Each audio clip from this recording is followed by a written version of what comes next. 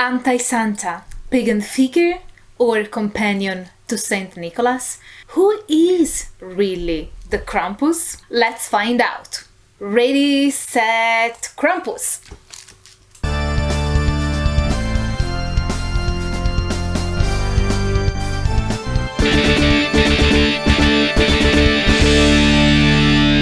Hello everyone! I'm Dr. Angela Puca and welcome to my symposium. I'm a PhD and a university lecturer, and this is your online resource for the academic study of magic, esotericism, paganism and all things occult. Today's video is brought to you by the friend of the symposium, Vocatus. Thank you so much for commissioning this video and I truly hope you're going to enjoy it. Before diving deeper into the topic, allow me to make a methodological premise. As you know, my channel is all about disseminating academic scholarship, and different fields of research will employ distinct methodologies in their inquiry. That's because different fields that look at phenomenon, say a religious one, will investigate diverse elements and offer knowledge from different perspectives. So, where the historian or religion will reconstruct a religious practice based on documented evidence and factual developments over time, the anthropologist of religion will be more concerned with the process of belief making and how practitioners conceptualize their practices. As a result, in the latter field, it may be less relevant whether what practitioners believe did historically occur, as in the here and now, that narrative is shaping how they ritualize, form, and live their beliefs. A perspective equally deserving of scholarly inquiry. That said, when it comes to the figure of the Krampus, there is hardly any historical academic scholarship. There are a few books on the history of the Krampus, but they are not authored by scholars, nor are they peer-reviewed, and hence they are really not academic sources, namely the kind of sources I use as references for my content on this channel. There are indeed more anthropological and ethnographic accounts on the Krampus, and those will be the main sources and analytical lens for this episode. What I realized researching for this episode is that most of the information found online on the Krampus are more modern reports of folk beliefs associated with the Krampus and other resembling figures, rather than historical representations of the myth and practices surrounding this creature. Academic studies on the Krampus are mostly context sensitive. Not only are they specific to a country, but also narrow down the study to a local area within that country, highlighting that sometimes generalizations make us lose the nuances specific to a place and lead to lumping together elements that were not perceived as combined in their native conceptualization. So, sticking to what the research suggests, Krampus is the main protagonist of Krampus Night, a winter festival originating in the Alpine regions of Austria, southern Germany and northern Italy. This is a folk Catholic celebration that takes place on the eve of Saint Nicholas' feast day, in between the 5th and the 6th of December, and features a procession and public embodiment of the Krampus, an animalistic and demonic creature, through the use of costumes and masks. The term Krampus got popularized in the late 19th century thanks to the media phenomenon of the postcard in Austria-Hungary, emerged in Vienna in 1897, to then spread in many other German-speaking cities. People began to send each other red postcards in the weeks leading up to Christmas that depicted the Krampus, often with a short poem and the tagline "Greetings from the Krampus." Most of the postcards depicting Krampus fall into two categories: children and sex. Either the Krampus punishes mischievous children, or he becomes mischief personified, often accompanied by a scantily clad young woman posing erotically. Annually, in Bad Gastein in Austria, troops of fed Honigmann beast hybrids walk on the streets during the night of the 5th and the 6th of December. These are usually young men in layers of up to 6 mottled, long-haired animal skin growl. Steel bells hang from their leather belts and create a deafening clatter as they advance in the procession, performing a series of inhuman jerks.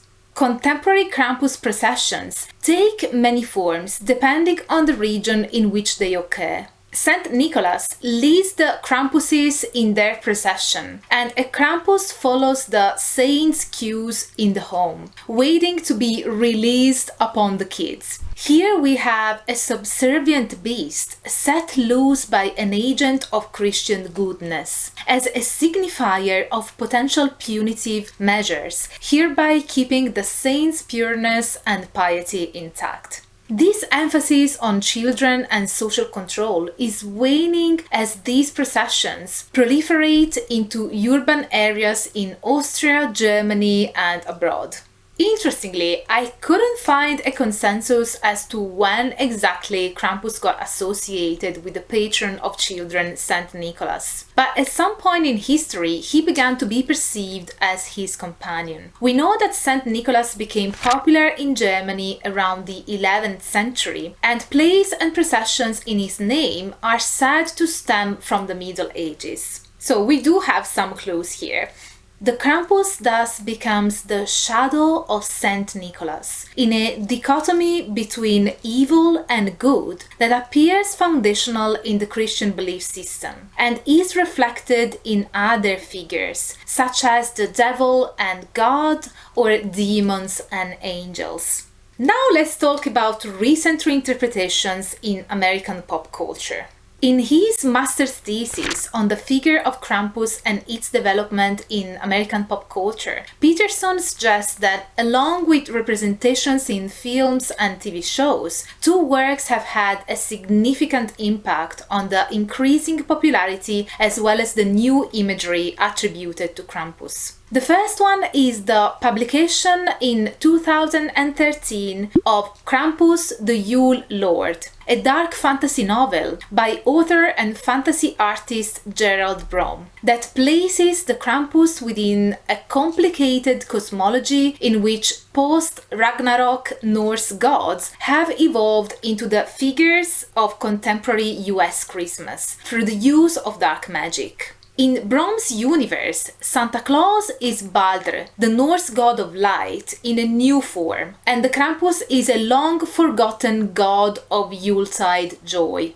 The author also attributes to his Krampus a fabricated heritage, turning the Austrian figure into the son of the Norse underworld goddess Hel and the grandson of mythology's headlining trickster Loki. This representation of Krampus has gained traction in the US due to an article that appeared on the nationalgeographic.com in December 2013. The article, entitled "Who is Krampus?", explaining the horrific Christmas beast, and authored by Tanya Basu, proposes that Krampus's name is derived from the German word Krampen, which means claw, and is said to be the son of Hel in Norse mythology. This new genealogy of the Krampus has proliferated widely online, and Peterson argues could be the basis for the figure's popularity with North American heathens and other neo-pagan practitioners.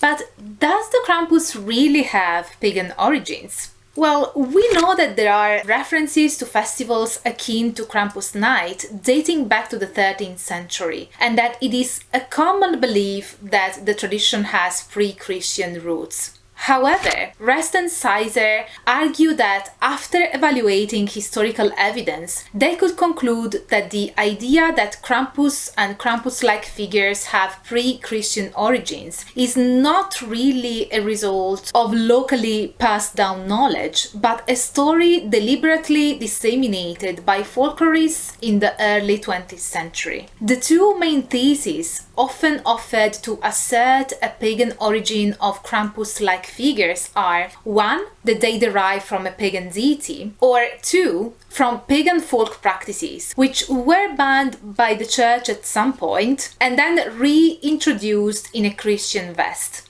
However, it's only in the 1980s that the ethnologist Hans Scholaden worked systematically through the historical records and found no pagan origins. His earliest source is in fact clearly modern, dating 1582. Here, in the Bavarian town of Diesen, those who had hunted the Pecht received a monetary reward. In the 17th and 18th century, reports from Bavaria, Tyrol and Salzburg flourished, but once again, the word Krampus is absent, as all of these historical sources use Pecht instead. This led to speculations of a possible association with the old deity Pechta. But the similarity between the two words seems to be the only clear connection between pre-Christian religious beliefs and the Krampus. As for the practices being forbidden, the numerous bans were not intended to eradicate superstition or pagan traditions, but were imposed because the authorities saw them as a threat to public order, in the form of young masked people roaming the streets at night, drinking, dancing, fighting, and possibly engaging in sexual activities. Aside from the pagan interpretation, we see in a contemporary secularized America Krampus as being associated with Santa Claus, mirroring the opposition between Krampus and Saint Nicholas in Austria, yet with a late capitalist undertone. Where Santa Claus symbolizes consumerism and being good according to Christian values, Krampus embodies rebellion against the societal norms dictating how this festivity should be lived and celebrated. This echoes the romanticized interpretation of Satan we covered in another episode, and concludes this one. And how are you going to celebrate this year? Are you more Santa or Krampus material? Krampus. This is it for today's video. Thank you again, Vocatus, for reaching out and commissioning a video on this topic. And as for you, my kind viewer, if you like my content and want me to keep the academic fun going, please consider supporting my work with a one-off PayPal donation by joining memberships or my inner symposium on Patreon, where you will get access to our amazing community on Discord, monthly lectures, a book club, and lots of other perks depending on your chosen tier. And if you did like this video, don't forget to smash the like button, subscribe to the channel, activate the notification bell so that you will never miss a new upload from me, share the video with your friends, it really helps us grow, and as always, stay tuned for all the academic fun. Bye for now.